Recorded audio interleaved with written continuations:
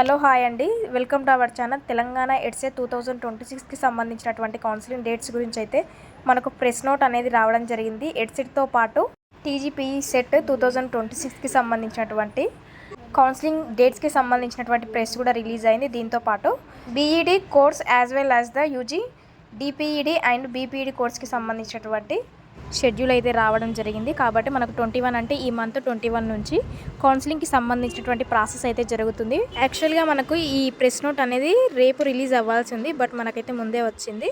So మనం ఎంతగానో ఎదురు చూస్తున్నటువంటి ఎడ్సెట్ కౌన్సిలింగ్ డేట్స్కి అయితే ప్రెస్ నోట్ అయితే రిలీజ్ అయింది. మనకు ఈ మంత్ 21 నుంచి ఆన్లైన్ రిజిస్ట్రేషన్ కమ్ వెరిఫికేషన్ అనేది ఉంటుంది.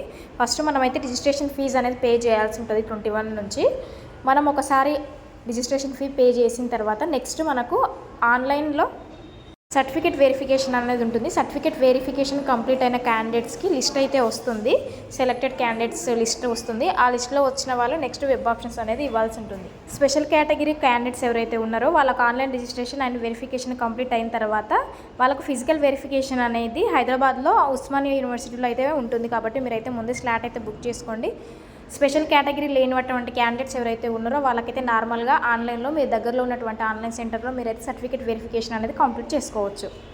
నెక్స్ట్ మనకు వెబ్ ఆప్షన్స్ అనేది ఆగస్టు 2 నుంచి 4 వరకు అయితే ఉంటాయి.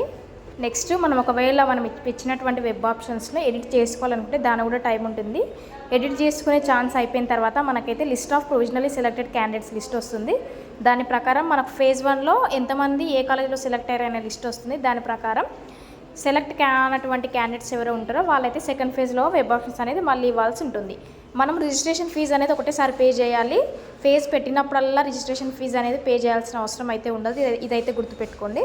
మనకైతే అఫీషియల్ వెబ్సైట్లో ఇంకా రాలేదు, ఇదైతే ప్రెస్ వచ్చింది. సో రేపు లేదా ఎల్లుండి అయితే మనకు అఫీషియల్ వెబ్సైట్లో కూడా దీన్ని మెన్షన్ చేస్తారు.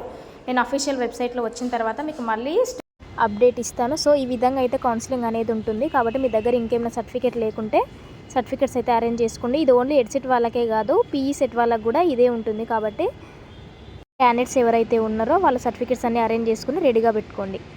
బీఈడికి సంబంధించి మెథడ్స్ ఎలా చూస్ చేసుకోవాలో నేను ఆల్రెడీ ప్రీవియస్ వీడియోలో ఎక్స్ప్లెయిన్ చేశాను. ఇంకా ఎవరైనా చూడకుంటే వెళ్ళి బీఈడికి సంబంధించినటువంటి అన్ని రకాల ఇన్ఫర్మేషన్కి సంబంధించి వీడియోస్ అయితే చేశాను. మీకు ఇంకా ఏమైనా డౌట్స్ ఉంటే ఆ వీడియోస్ చూడండి. ఆ వీడియోస్ చూసిన తర్వాత కూడా ఇంకేమైనా డౌట్స్ ఉంటే నాకైతే మెసేజ్ చేయండి, నేనైతే రిప్లై ఇస్తాను.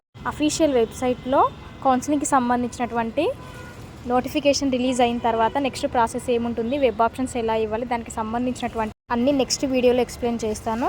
సో మీకు ఇంకా ఏమైనా డౌట్ ఉంటే నాకైతే కామెంట్ చేయండి. మరిన్ని అప్డేట్ కోసం ఛానల్ని సబ్స్క్రైబ్ చేసి పెట్టుకోండి. ఇంకా ఏమైనా డౌట్ ఉంటే నాకైతే మెసేజ్ చేయండి.